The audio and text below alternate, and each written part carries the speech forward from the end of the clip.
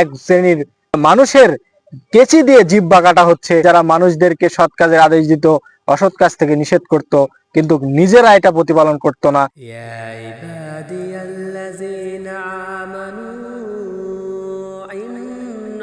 আসসালামু আলাইকুম ওয়া রাহমাতুল্লাহি ওয়া বারাকাতুহু। আলহামদুলিল্লাহি ওয়াহদা, আসসালাতু ওয়াসসালামু আলা মান লা নাবিয়্যা বা'দা।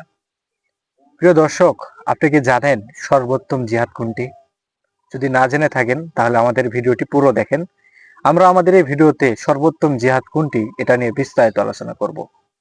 প্রথমতই বলতে চাই, দেখেন আমরা একটা সিরিজ চালু করেছিলাম, সেটা হচ্ছে আদর্শ পুরুষের সিরিজ। সেই সিরিজে আমরা অনেকগুলোই ভিডিও দিয়েছি। তো আজকে আমরা ওই সিরিজের একটা বিষয় নিয়ে আলোচনা করব, সেটা হচ্ছে সৎ কাজের আদেশ, অসৎ কাজ থেকে মানুষকে নিষেধ করা। এ সম্পর্কে আল্লাহ তাআলা সূরা আল ইমরানের 104 নম্বর আয়াতে বলছেন যে তোমাদের মধ্যে একটা দল থাকতে হবে যারা মানুষদেরকে সৎ কাজের আদেশ দিবে, মানুষদেরকে খারাপ কাজ থেকে বিরত রাখবে। আল্লাহ তাআলা নিজে বলছেন যে দুনিয়াতে তোমাদের মধ্যে একটা দল থাকা চাই যারা সর্বদা মানুষকে খারাপ কাজ থেকে নিষেধ করবে, ভালো কাজের আদেশ দিবে। তাহলে আমরা বুঝতে পারছি, দুনিয়াতে যদি সৎ কাজের আদেশ, অসৎ কাজের নিষেধ করার মতো মানুষই না থাকে, তাহলে এই দুনিয়াতে বিশৃঙ্খলা দেখা দিবে, এই দুনিয়াতে বিভিন্ন সমস্যার সৃষ্টি হবে। যেমন দেখেন, সৎ কাজের আদেশের কয়েকটা উদাহরণ যদি দিই, আপনি একজনকে বললেন যে ডান হাতে পানি খাও, দাঁড়িয়ে থেকে পানি খাও না, এবং যখন খাবার খাবে তখন ডান হাতে খাবার খাবে। এগুলো হচ্ছে সৎ কাজের আদেশ। আর অসৎ কাজের নিষেধ মানে একজন মানুষ প্রকাশ্যে বিড়ি খাচ্ছে সবার সাক্ষাতে, আপনি বললেন যে বিড়ি খাওয়া হারাম ভাই, এটা খাওয়া যাবে না। একজন জর্দা খাচ্ছে, আপনি বললেন যে ভাই এটা খাওয়া হারাম, এগুলো খাওয়া যাবে না, নিষেধ করবেন এভাবে।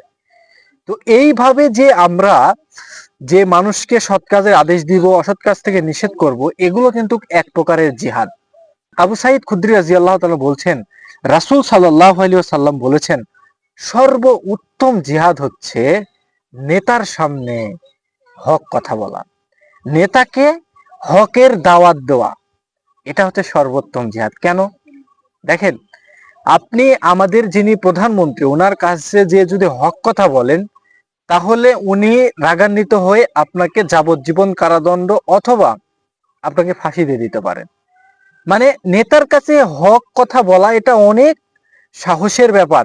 এটার মাধ্যমে আপনার জীবনও চলে যেতে পারে, জীবন আপনাকে উৎসর্গ করতে হতে পারে। তো এই জন্যে এটাকে, এই নেতার কাছে দাওয়াত দেওয়াকে সর্বোত্তম জিহাদ বলা হয়েছে।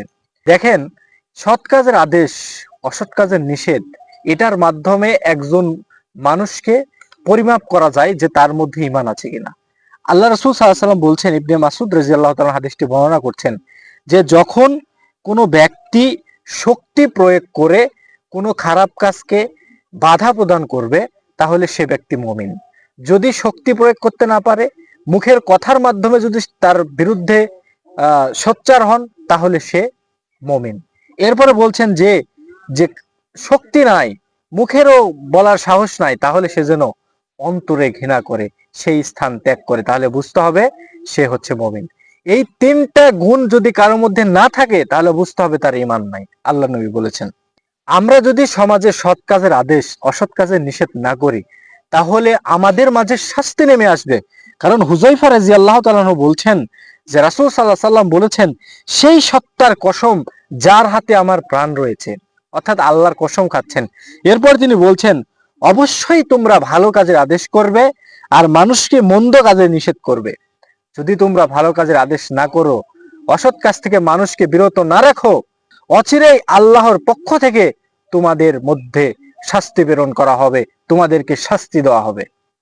তাহলে সৎ কাজের আদেশ, অসৎ কাজের নিষেধ, এটা আমাদের করে যেতেই হবে।